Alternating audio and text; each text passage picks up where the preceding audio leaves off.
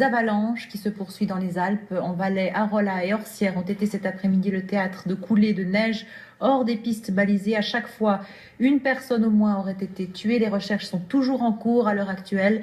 Hier déjà, une autre coulée a emporté un homme dans le Val Ferret, tandis qu'un randonneur a perdu la vie dans le massif des Diablerets. Autant dire que les guides appellent à la prudence. Jérôme Galichet. 15h30 hier après-midi dans le massif des Diablerets. Un père et sa fille entament la descente de ce col à ski. Une avalanche survient, l'homme est emporté malgré les efforts de sa fille. La personne qui n'était pas ensevelie a pu faire vraiment tous les gestes au départ, les gestes qui sauvent. Elle a vraiment très vite pu localiser la personne. Et malheureusement, la neige était quand même relativement importante. Pour peiner, c'était très long, la neige était lourde.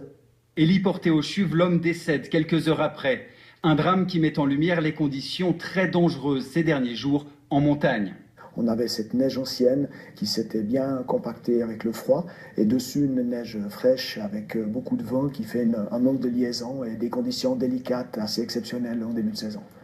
Des conditions exceptionnelles qui ont coûté la vie à 4 personnes en moins de 10 jours dans les Alpes. La semaine dernière, 2 skieurs ont été emportés par des avalanches, comme ici dans les Grisons.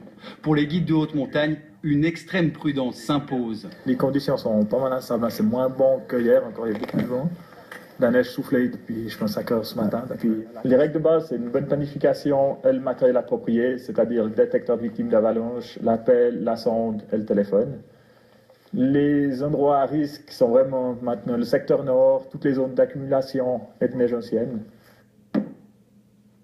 Faute de chute de neige, la situation ne devrait pas s'améliorer. Le degré de danger reste important dans toutes les Alpes.